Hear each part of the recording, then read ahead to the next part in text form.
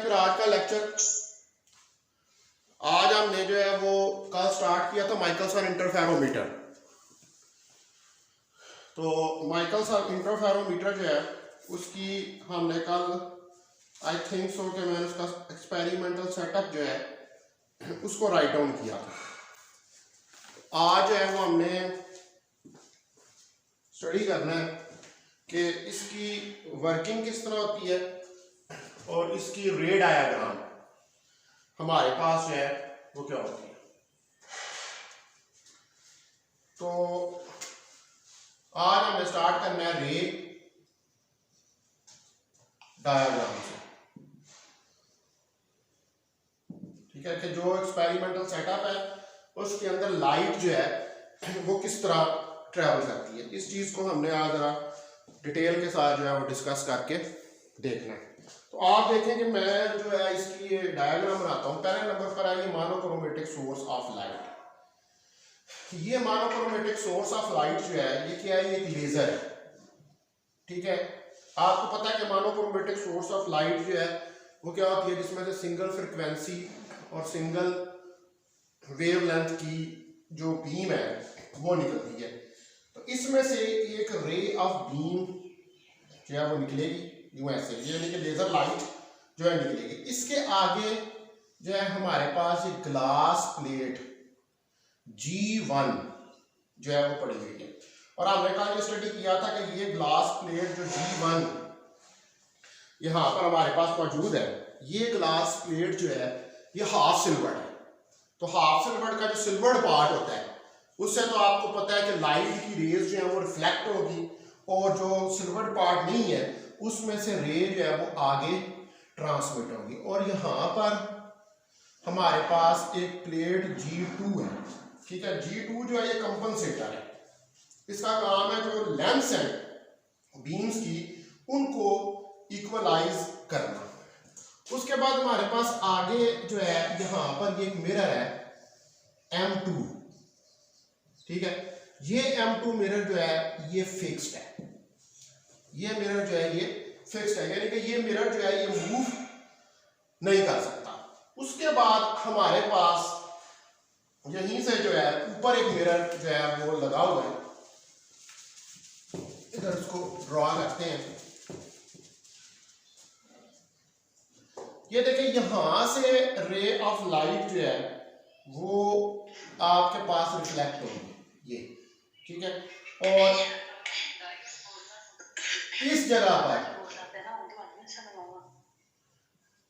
पर आपके पास M2 mirror जो है सॉरी M1 मिरर जो है वो लगा हुआ है। ये जिस तक जो है रे जो है वो रिफ्लेक्ट होके जाएगी, और इसका कुछ पोर्शन जो है ये वापस यहां से रिफ्लेक्ट भी होगा और नीचे की तरफ आएगा। ठीक है, ये तो इस जगह पर आपके पास ये डिटेक्टर पड़ा हुआ है। ये डिटेक्टर क्या है, ये एक माइक्रो स्कोप है।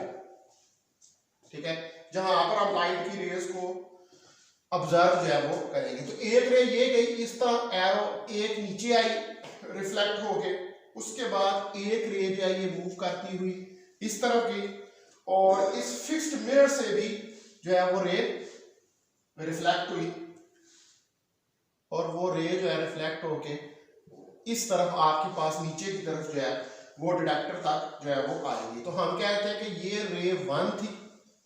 ठीक है, उसके बाद यहाँ पर इसकी लेंथ L1 है। ठीक है, और ये रे 1 मूव करती हुई ये नीचे की तरफ जो है वो आई। इसी तरह हमारे पास जो है यहाँ पर ये जो रे आ रही है इधर इस जगह पर ये हमारे पास रे 2 है। ठीक है, और ये वाली जो लेंथ है इधर से लेकर ये वाली लेंथ जो इधर से लेकर इधर तक है ये हमारे पास L2 लेंथ है। ठीक है, इस ग्लास प्लेट G1 से लेकर जो हमारे पास मिरर M2 तक लेंथ है ये लेंथ L2।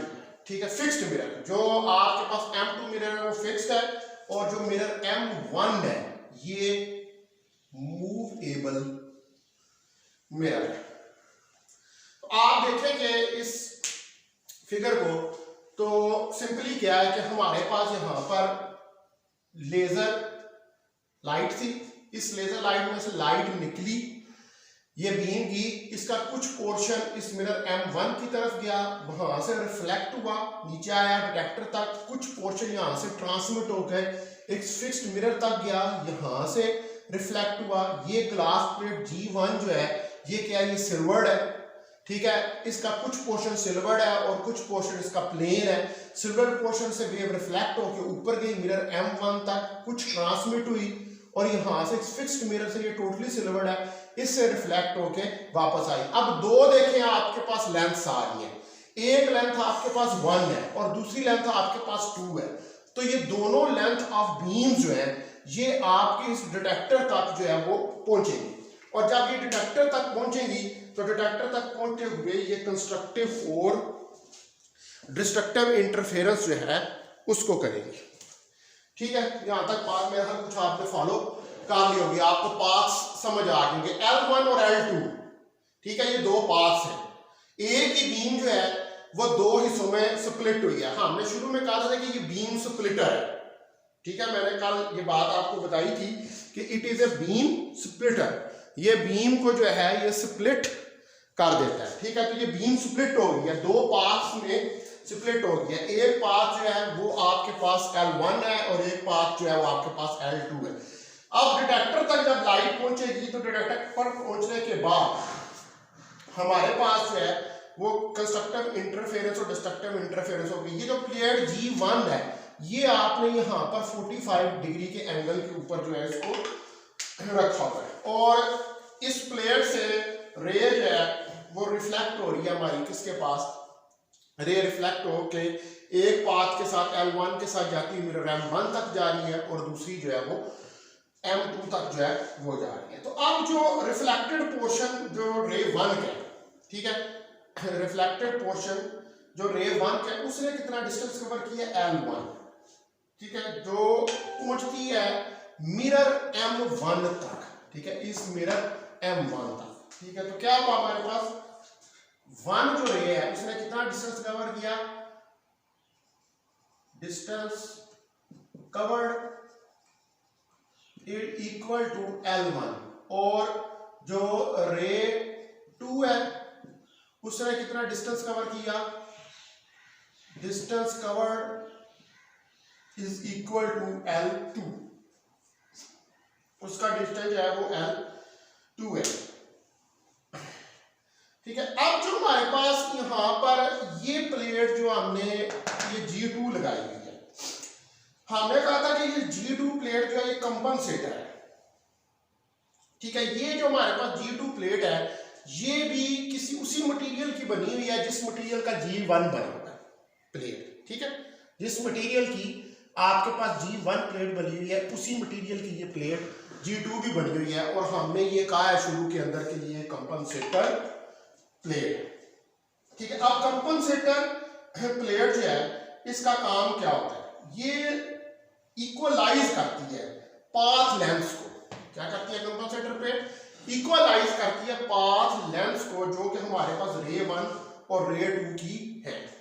ठीक है, एक रे ये 1 ये और दूसरी ये रे 2, 1 और 2 इस तक आ रही है, तो ये जो 1 और 2 है इनकी लेंथ्स जो है इनकी लेंथ्स को सिमिलर होना चाहिए।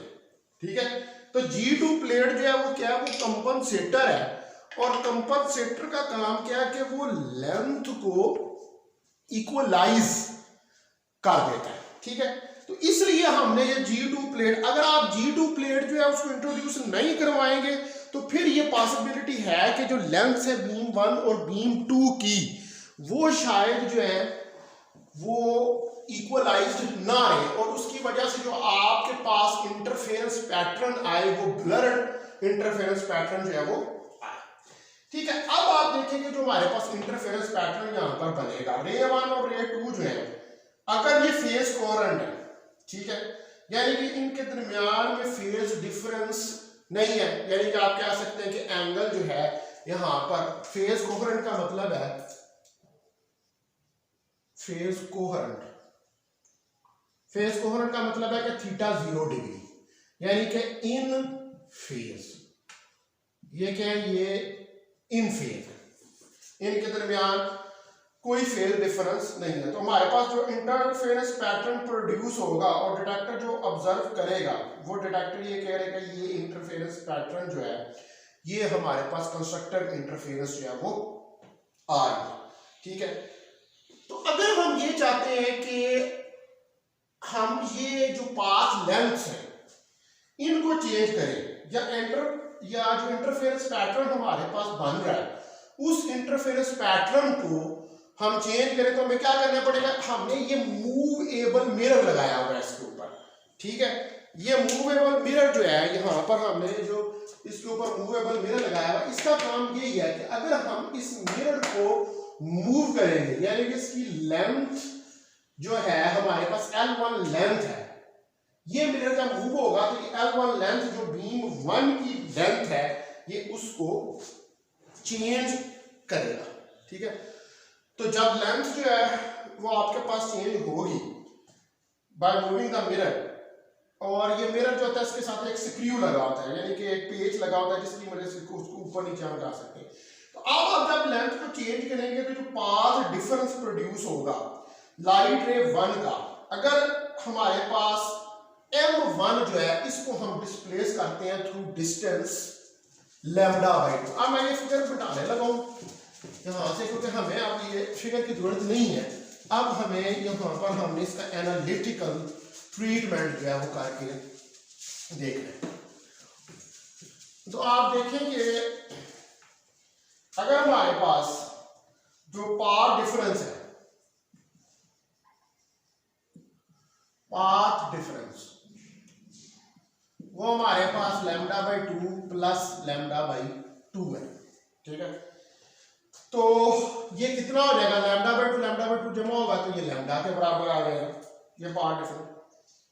तो अगर M1 जो है वो डिस्प्लेस होता है डिस्टेंस इक्वल टू λ/2, यानी कि M1 is displaced equal to λ/2, इतना इसको आप डिस्प्लेस करते हैं, तो हमारे पास जो ब्राइट फ्रिंज जो है वो रिप्लेस हो जाएगी नेक्स्ट ब्राइट फ्रिंज से, और जो डार्क है वो नेक्स्ट डार्क फ्रिंज से हो जाएगी जब भी हम मिरर M1 को मूव करेंगे λ/2 से।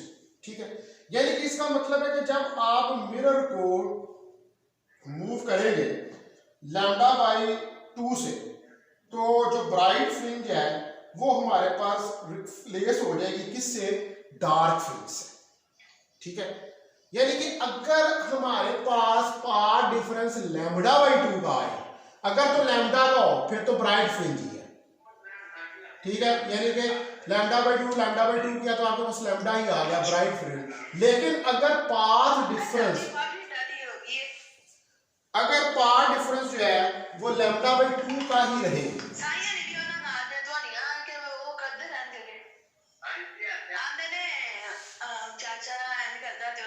बेटा जी ये माइक बंद कर दे, बेटा माइक बंद कर दे। ठीक है, तो M1 जो है वो डिस्प्लेस होगा λ/2 से। इसका मतलब है कि हमारे पास अगर λ/2 का पाथ डिफरेंस आ है तो फेज डिफरेंस फिर हमारे पास पाई का होगा, और अगर यहाँ पर लैम्डा का पाथ डिफरेंस है तो फेज डिफरेंस हमारे पास जो है वो 0 डिग्री का होगा। ठीक है, इन फेज होगी, और यहाँ पर हमारे पास आउट ऑफ फेज होगी। तो जब हमारे पास इन फेज होगी तो कंस्ट्रक्टिव इंटरफेरेंस होगी, और जब आउट ऑफ फेज होगी तो हमारे पास डिस्ट्रक्टिव इंटरफेरेंस। तो डिस्ट्रक्टिव इंटरफेरेंस हासिल करने के लिए हमें क्या करना पड़ेगा, इस M1 जो मिरर है, ये जो मूवेबल मिरर है, इसको हमें मूव करना पड़ेगा। अब अगर हमने जो फ्रिंजेस जो प्रोड्यूस हो रही है उन फ्रिंजेस को काउंट करना है। ठीक है, अब जाहिर बात है कि आपके पास एक फ्रिंज तो नहीं प्रोड्यूस हो रही, वो पूरा पैटर्न जो है वो फॉर्म हो रहा है, और वो पैटर्न जो फॉर्म हो रहा है it consist of dark and bright fringes. तो हमने अभी काउंट करना है कि कितनी फ्रिंजेस जो डार्क और ब्राइट हैं ये प्रोड्यूस हो रही हैं। तो काउंटिंग द फ्रिंजेस, अगर हम फ्रिंजेस जो हैं इनको काउंट करें तो आप देखिए कि हमारे पास पहला जो लेंथ है हमारे पास L1, अगर वो हमारे पास आती है λ/2 के, ठीक है, और L2 हमारे पास आती है λ/2 प्लस λ/2 के, तो ये आ जाएगा 2 λ/2, ठीक है। और अगर L3 हमारे पास आती है तो λ/2 प्लस λ/2 प्लस λ/2,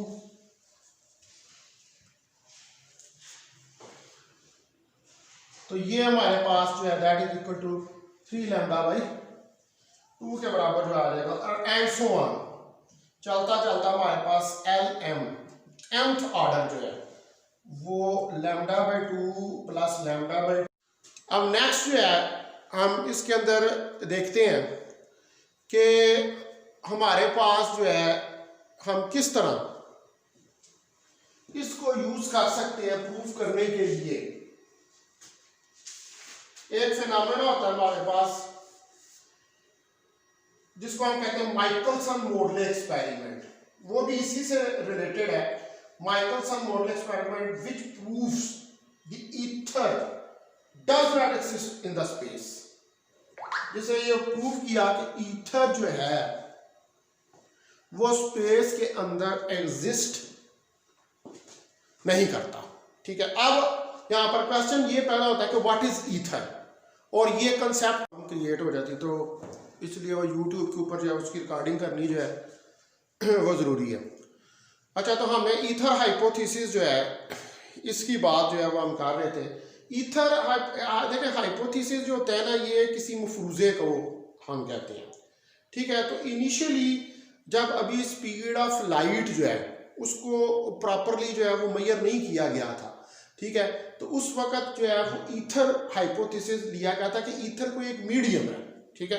ये सपोज किया गया था कि ईथर एक मीडियम है जो आपकी स्पेस के अंदर प्रेजेंट है।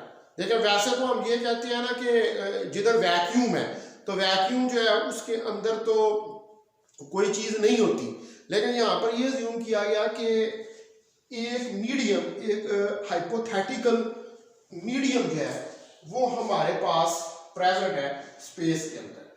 तो ये कहा गया कि जो ईथर है वो एक मीडियम है या मटेरियल है जो कि नेसेसरी है लाइट की प्रोपोगेशन के लिए, ठीक है, लाइट की प्रोपोगेशन के लिए नेसेसरी है।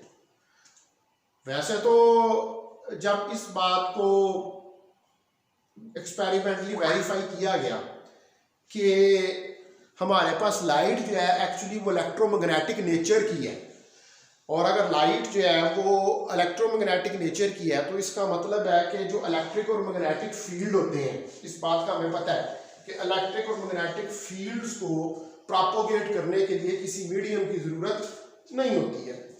लेकिन उस वक्त ये आइडिया जो था 19th सेंचुरी के अंदर, ये आइडिया जो था 19th सेंचुरी के अंदर, इसके बारे में लोगों को अभी पता नहीं था। तो उन्होंने साइंटिस्ट जो है उन्होंने ईथर को, उन्होंने कहा कि ईथर एक जो है वो मीडियम है जो कि ज़रूरी है प्रोपोगेशन ऑफ लाइट के लिए, ठीक है। Ether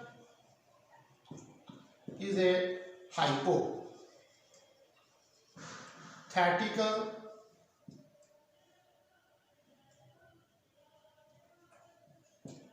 medium which is used for the propagation of light, ठीक है, जिसको प्रोपोगेशन ऑफ लाइट के लिए इस्तेमाल जो है वो किया जाता था। तो ये जो ईथर का हाइपोथेसिस है ये 19th सेंचुरी तक, ये 19th सेंचुरी तक ये ही बिलीव किया जाता रहा कि जो आपकी सारी स्पेस है वो एक मीडियम से फिल्ड है, और वो मीडियम ईथर है जो कि प्रोपोगेशन काशी के अंदर जो है ये फिनोमेना जो है इसको इंट्रोड्यूस करवाया। अच्छा, तो अब जो ऑब्जेक्टिव था